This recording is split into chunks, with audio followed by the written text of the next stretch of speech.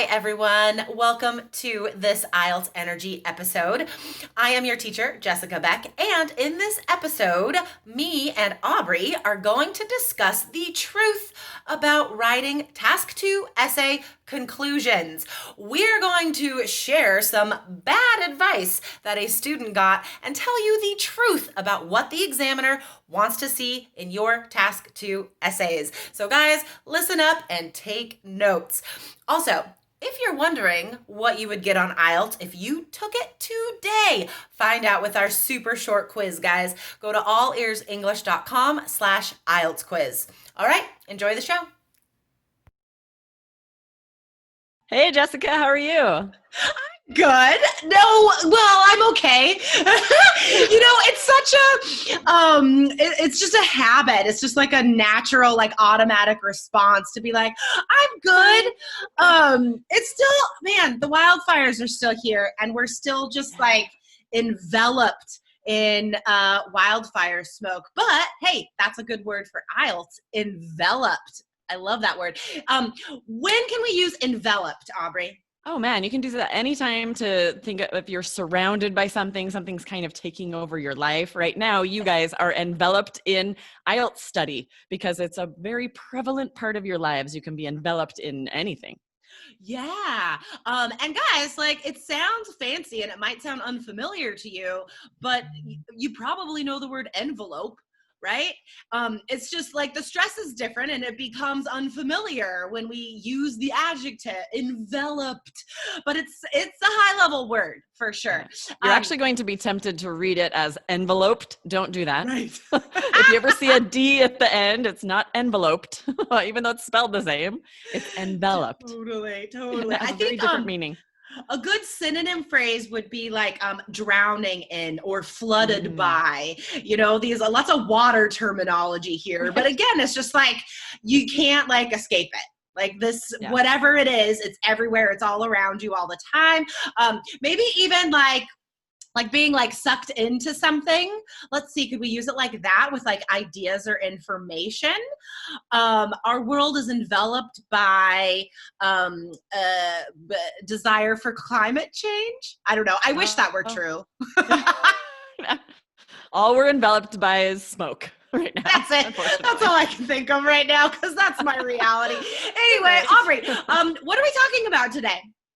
I'm excited for this one. We got a really good email from a student with feedback they received from another service, which had some terrible advice that we let him know right away. No, that's not correct. And we want to share that with you guys as well, in case you get similar advice and we don't want you to trip that up for IELTS. So we're going to tell you all about that today. And yeah, it's about writing today. Some good advice for your writing Task 2 essay. Yes, guys. So we are digging in deep today to different details about conclusions, right?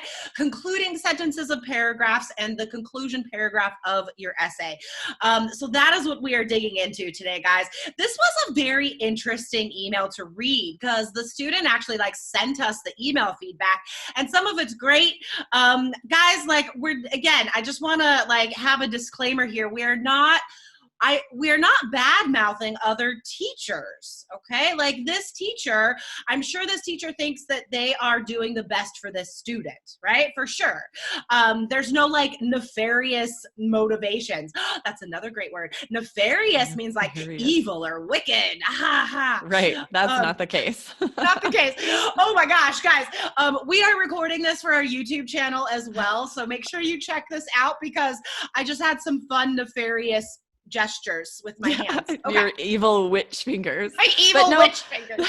That's a really good point because this teacher, I'm reading his advice and I'm saying this would be excellent advice for my master's thesis or for essays I wrote for my bachelor's degree in college, right? Yes, this is great advice for academic essays, but it's not appropriate for IELTS. And that's what you guys are worried about right now.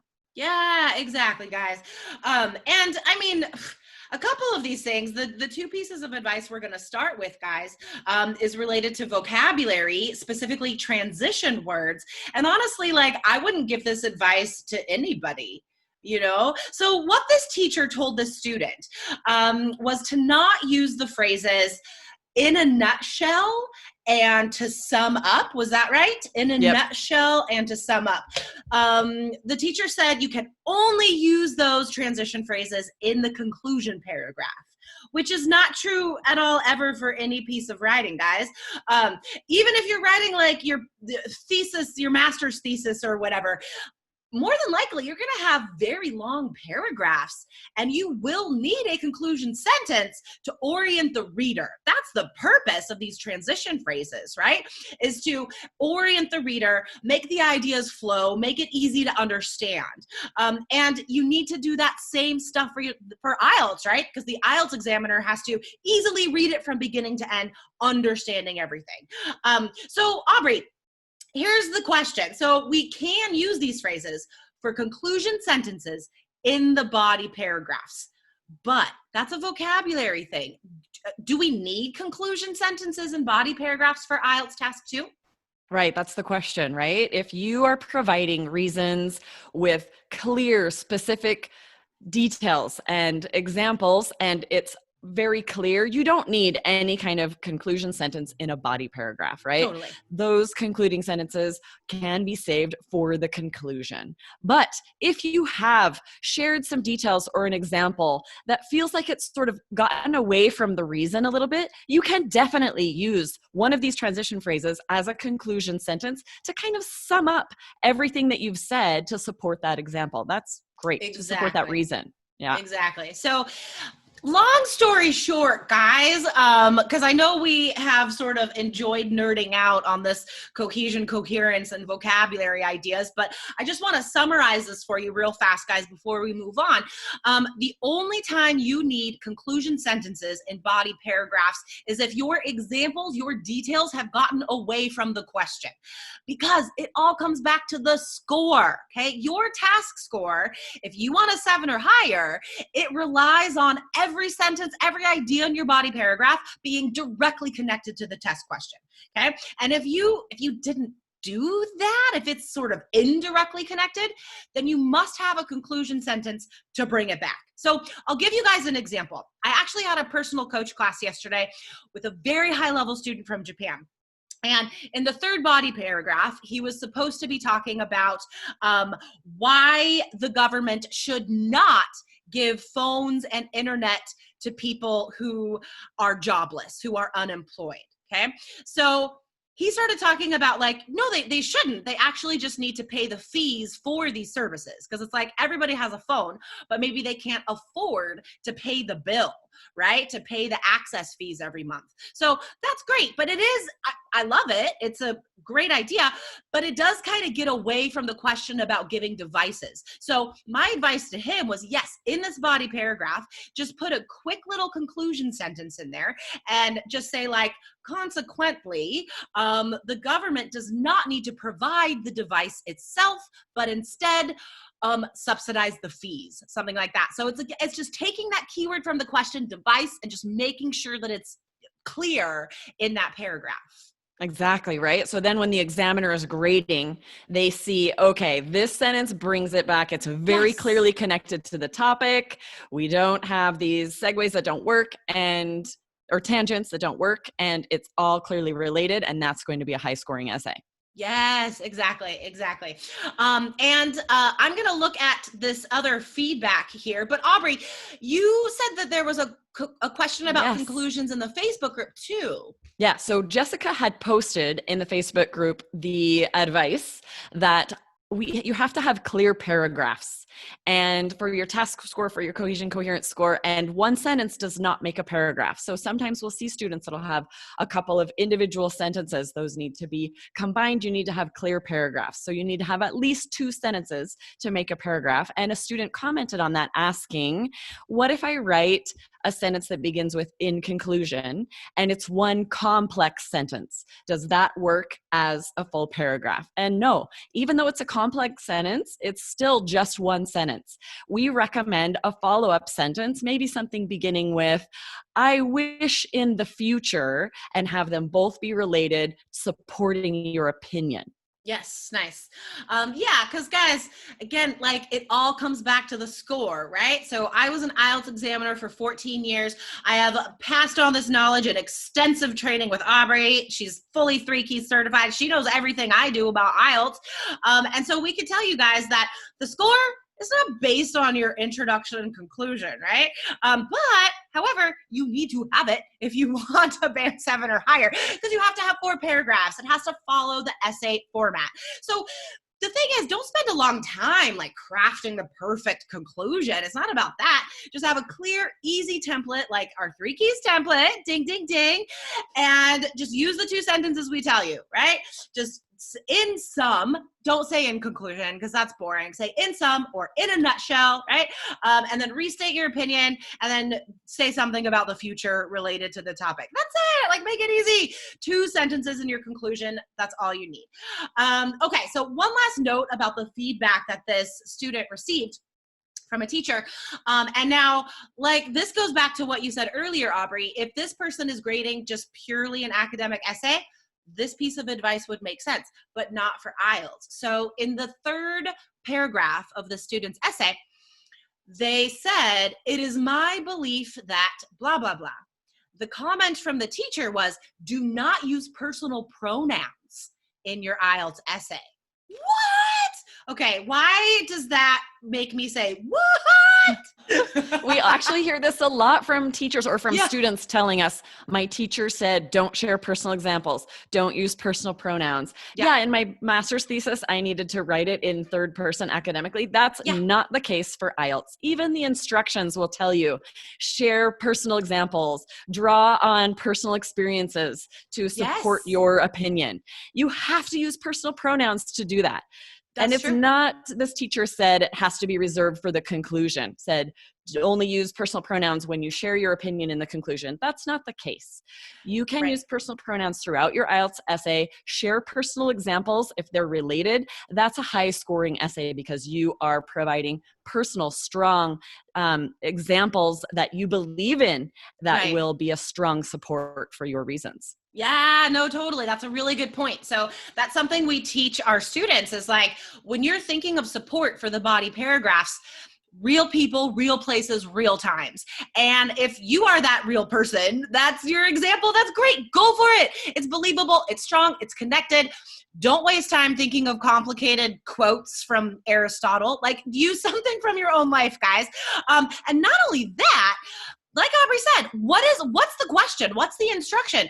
Guys, the question asks, like, what is your opinion? Okay, if you never say what your opinion is, that is a 5 for task. Straight up 5, okay? You cannot get higher than 5. It is in the scoring rubric for task that the examiner must see a clear position. That is your opinion, okay? So if you don't accomplish the task, which is expressing your opinion, then you get a 5 for a task, okay? So that is ridiculous. And the second thing, don't save it for the conclusion. Like you need to have your opinion as often as you can throughout the essay because that's what the examiner is looking for. So I hope we cleared up some important myths and misunderstandings related to vocab and conclusion ideas and opinions. Aubrey, this was a jam-packed episode. I know it was really good. I'm so like that student who posted that on Facebook. I was so glad that she commented that and we could tell her right away, no, don't do that.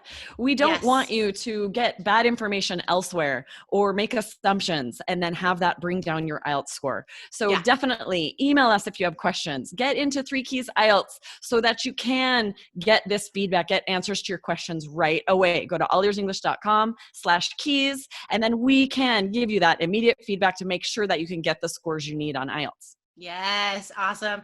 Trust the experts, guys. Oh, okay. I know that we should be finishing right now, but I just want to tell you a very quick story. Just on the theme of, where are you investing your time? Who are you trusting? Okay. So I went to the dentist yesterday. I'm very excited for this story. Not connected. I'll make it real fast. It just occurred to me. So I went to the dentist yesterday and I told the dentist that like the last dentist I went to told me that I had to pay all this money and have like this special procedure done to my gums, and like it was gonna be like $1,000 or whatever. And so the new dentist I went to was like, no, like your gums are really healthy. That is ridiculous. No. Like, do not pay for this procedure.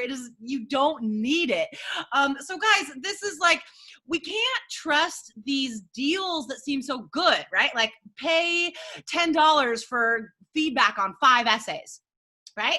I mean, like this dentist was like, pay $1 for your checkup, but then they're going to charge you $1,000 for another thing. So guys, just, you need to know who to trust and where to invest your money. This is the takeaway from my dentist story. Okay. Yeah, no, that's a really good analogy, because you might save money in the short term, but it could lower your score in the long term. You have to take the IELTS exam again, and you end up paying all this money to take the exam again. You don't want to get bad advice. You don't want to get your essays graded by English teachers who don't know the IELTS exam. So be very wary with cheap essay feedback. Yeah, guys. Okay, so get a good dentist and get a good IELTS teacher.